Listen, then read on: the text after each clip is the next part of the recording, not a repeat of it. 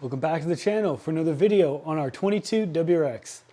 Now last week we did review the STI 6-speed drivetrain swap that we have in this car. We did complete it about 2 years ago. That's the transmission, axles, drive shaft, rear diff. All of it was replaced with stock STI stuff over time. We did replace the drive shaft with the carbon fiber one just because we wanted to update. And then later on we installed a DCCD controller. And that's what we're going to be talking about today.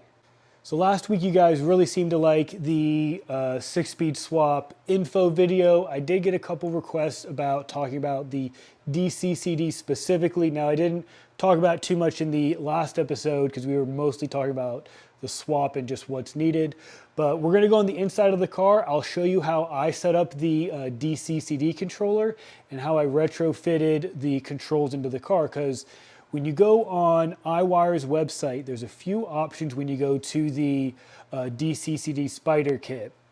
Now it comes with everything that you need there, but there are a few options like drop-down menus. You can either get one that's non-adjustable, you can get one that has like a dial knob, you can use an older style from like an 04 to 07, which is a dial to go up and down as far as selecting the diff or the power front to back.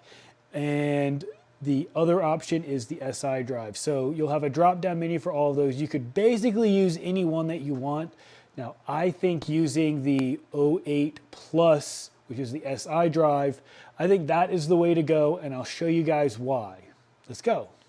All right, so if we go into the car, you can see in our center console, we do not have our change compartment anymore. So this car actually, this thing actually fits directly into the car. So there's 2 screws underneath that hold that little tray in, and this just clips right in and you're good to go. I do believe there's 2 screws underneath that hold this thing in. And then the plug for the iWire Spider Kit just plugs right into it. Now there are a couple like computer boxes. They're about, I don't know, let's say a 2x2. Now I did stick those underneath here and here. So there's a bunch of stuff underneath here that everything does fit. The gyro sensor gets bolted like directly here. The instructions are pretty straightforward. I did obviously make a video on this install so you can see where I did get that installed. But this is how the interior looks. I mean, from the driver's perspective and everything, it's bone stock. I mean, the shifter location's the same. We're in first gear right now. The SI drive, this plugs in, makes it look like it is from the factory. Now, with the SI drive, the button up here does not work. So we can't go in sport mode, sports, sharp, or intelligent.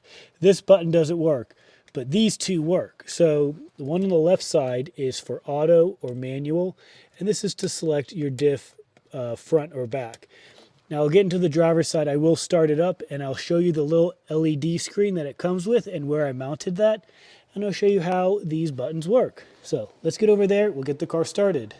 All right, so we're in the car. We got it started. We just came back from Cars and Coffee, so the car is still warmed up. So over here is where I actually mounted the LED screen. So when you turn the car on, you want it, basically you want the blue. The blue means that it is hooked up correctly. Now, when we put the e-brake down, we can now adjust the power to either front or back.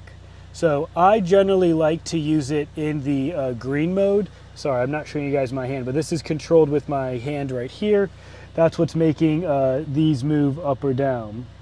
So you see how we're moving them, and it gets to the yellow, and then after that it'll go to red. But that's how that works. It's really just with this toggle switch right here. Like I said, I usually drive it in the green mode and auto. And of course, all the lights do work on it.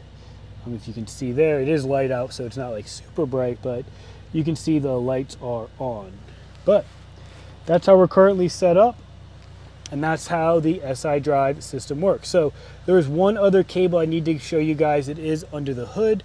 We did need to, they call it a vampire clip, but it does clip into one wire on the ECU, and I will show you the wire that I crimped. Let's go. And now we're under the hood, and you can kind of see right there, that is the red little vampire clip that was supplied to us in the iWire kit. And you can see it is in a like light blue wire. So that's the wire that I have crimped. I have tried the dark blue, and whenever I did that, the car pulls a couple check engine lights if you splice the other wire that's blue. When you step on the gas, the car gets a check engine light for throttle position or something. So this is the one that you want to do. I've had it set up like this for the better part of a year and a half. I've taken it to the drag strip, we've done draggy hits, and it just works. The DCC controller works. We went on the dyno and we did confirm that everything is working, as without locking the rollers on the dyno, the front and the rear wheels were moving at the exact same speed. Because if you do not have a DCCD controller and you go on the dyno, the rear or the front wheels are going to continue spinning after one of them stops. So like they'll use the brakes on the dyno, and then like the front wheels will stop and the rears will keep going for like 3 or 4 rotations and then stop. And that's because the computer and everything is not like synced together, and the DCCD controller makes sure that everything is working flawlessly. So that's really all the information that I have on the DCCD controller. Now I did do the entire install myself, so if you guys have any questions, definitely put in the comments below if you have any questions about the DCCD controller or any questions about the swap.